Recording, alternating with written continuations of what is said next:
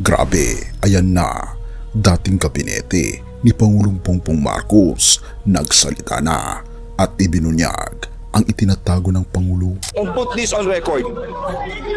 Kung meron isang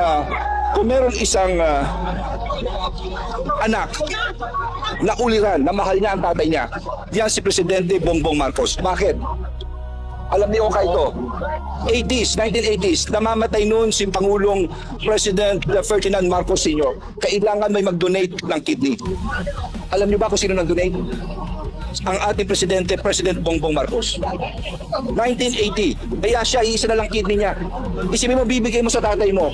Hindi mo alam kung mamamatay ka rin. Hindi mo, at that time, this was close to 40 plus years ago. Hindi mo alam ano epekto sa iyo. He was in his 20s. Will he have the same quality of life? Gaganda ba ang kabuhayan ng ating Pangulo? Isipin mo. Ito may makaka-apekto sa kanya. Ito may magiging baldado siya. No one knows. Pero iisang alam natin, ganun magmahal ang ating Pangulo. So on record, he only has one kidney. At hindi lang yun. Ang ating Pangulo ay asthmatic. May asthma siya. Ano, tell me, kung iisa kidney mo, kung asthmatic ka pa, hindi nga pa magamit sigarilyo. Sigarilyo lang ba? Wala mag-drive ka pa ba? Look at how he answers question. Look at his demeanor. Yan ba isang drug addict? I'm sorry, I beg to disagree. And ang sinasabi ko ay factual. He's living on one kidney. Ito'y simbolo na isang pagmamahal ng ablang anak sa kanyang ama. Kanya na ugali ng ating Pangulo. Salamat. Halika, atin itong pag-usapan mga kaibigan.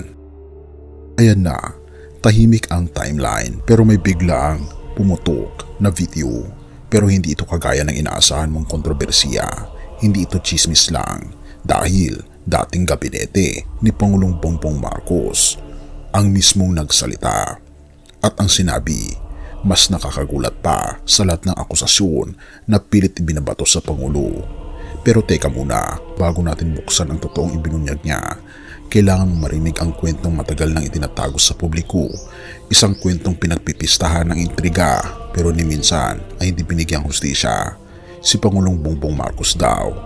Ayan na naman, paulit-ulit ang bulungan, drug addict, bangag, may iba namang nagsasabing mahina daw at may sakit. Narinig mo na yan, di ba?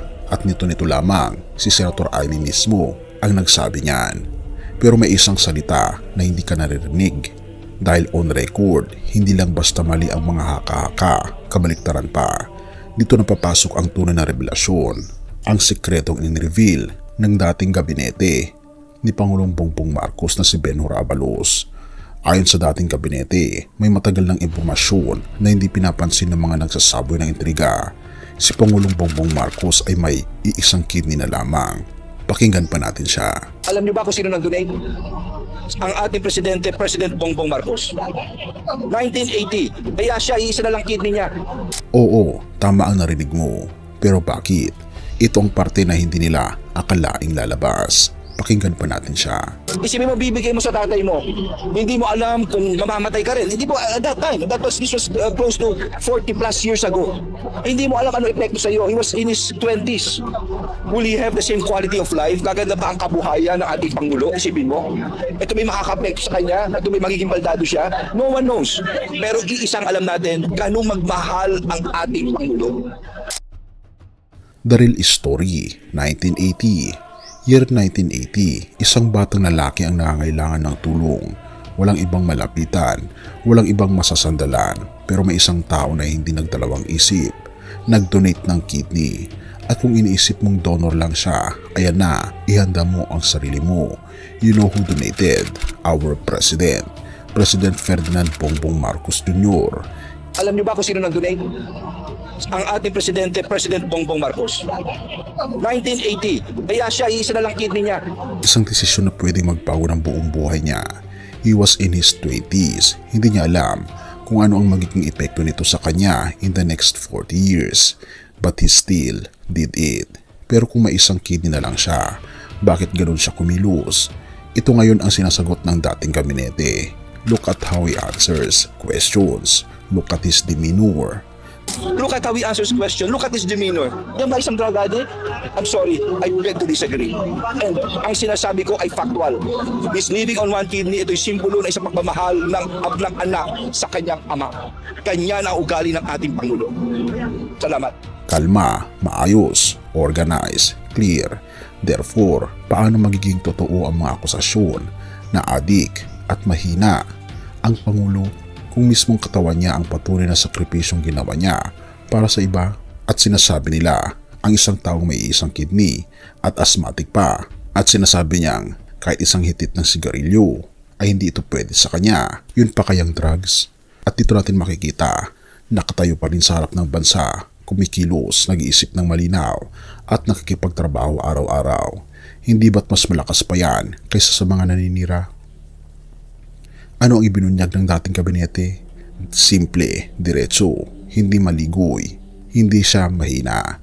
He is not what they accuse him of. Na sinasabi nilang drug addict ang Pangulo. He is disciplined, capable, and calm. We regret to disagree with the lies. Hindi nila ito sinabi para gumawa ng drama, hindi para sa politika, pero dahil nakita nila mismo kung paano kumilos at magdesisyon at magtrabaho ang Pangulo sa kabila ng limitasyon ng katawang ipinagkaloob sa kanya. And put this on record. Kung meron isang anak na uliran, na mahal niya ang tatay niya, yan si Presidente Bongbong Marcos. Bakit? Alam niyo kay ito, 1980s, namamatay noon si Pangulong President Ferdinand Marcos Sr. Kailangan may mag-donate ng kidney. Alam niyo ba kung sino nag-donate? Ang ating Presidente, President Bongbong Marcos. 1980, kaya siya, isa na lang kidney niya. Kaya ayan, ngayon mo na lang alam ang totoo. Huwag mong hayaan na ang paulit-ulit na intriga ang magdidikta sa pagtingin mo sa isang tao na literal na nagbigay ng parte ng sarili para iligtas ang buhay ng iba. Kung ang iba malakas lang sa salita, siya nagbigay ng kidney. Kung ang iba puro ingay, siya nagpapagod para sa bansa. Kung ang iba puro bintang, siya may ginawa. Have mercy, O God, at purihin ang ating Panginoong Diyos. Sa gitna ng lahat ng kwento ng sakripisyo, maling bintang, at katotohanan unti-unting lumalabas, may isang paalala tayo na nasa mataas pa sa anumang Pangulo, tao, pangyayari. Ito ang wagas at hindi nagbabagong pagmamahal ng ating Panginoon Hesus. John 15 verse 13, Greater love has no one than this, than someone lay down his life for his friends. Tamang-tama sa tema. Kung ang tao kaya magbigay ng bahagi ng sarili para sa kapakanan ng iba, ang ating Panginoon Hesus ay nagbigay ng buong buhay niya para sa atin. Hindi niya tayo minahal dahil karapat-dapat tayo, pero dahil siya mismo ang pag-ibig. Hindi niya tayo pinatawad dahil mabait tayo, therefore siya ang nagbigay ng biyaya at habag kahit puno tayo ng pagkukulang. John 1 verses 16 to 17, From His fullness we have all received grace upon grace. For the law was given through Moses, grace and truth came through Jesus Christ. Walang mas matuwid na hustisya maliban sa Kanya. Walang mas malalim na awa maliban sa Kanya. Walang mas matamis na pag-ibig maliban sa Kanya, kaibigan. Kaya kung nakikita mo ang bigat ng mundo, kaibigan, puna, gulo, intriga, sakit at pagkukulang, lalong higit na kailangan natin ang tunay na ilaw. Lumapit ka sa ating Panginoon Hesus. Ibigay mo ang iyong puso sa Kanya. Kilalanin mo siya bilang Panginoon at tagapagligtas at hahayaan Kanyang maranasan ang pag-ibig na hindi kumukupas, grace na walang kapalit at mercy na hindi nauubos. Purihin ang ating Panginoong Diyos at tayo manalangin. Ama naming Diyos na makapangyarihan sa lahat, lumalapit po kami sa inyo nang may pasasalamat. Salamat po sa iyong pag-ibig, sa awa at sa biyayang ipinakita niyo sa amin na sa pamagitan ng iyong anak na walang iba kundi ang aming Panginoon Hesus. O aming Panginoon Diyos, linisin niyo po ang aming mga puso, patatagin niyo po kami sa katotohanan at ilapit po kami sa inyo araw-araw.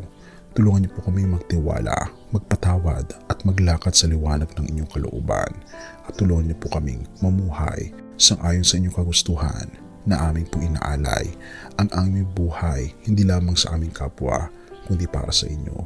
Pinupuri po namin kayo at pinapasalamatan o aming Panginoon Diyos sa inyo pong kabutihan sa amin at patnubayan niyo po kami at patawarin po kami sa lahat ng aming mga pagkukulang at pagkakasala. At salamat po sa pagtinig ng aming mga panalangin sapagat ito po ang aming samot hiling sa matamis na pangalan ng aming Panginoon Hesus. Amen. Bago natin ipagpatuloy, kaibigan, siya nga pala ang Great Controversy. na isa sa mga pinakakontrobersyal na libro dahil tumutukoy ito sa mga propesiya sa libro ng Daniel at Revelation na nagaganap na sa panahon natin ngayon bago ang pagdating ng ating Panginoong Diyos ay pinamimigay na namin ng libre sa pamamagitan ng PDF. At ito ay nasa limited lamang na panahon, kaya i-click mo sa description sa baba upang ma-avail mo kaibigan ang napaka-importanteng libro ito na magbubukas sa iyo sa mas maliwanag mong hinaharap. Purihin ang ating Panginoong Diyos at tayo magpatuloy.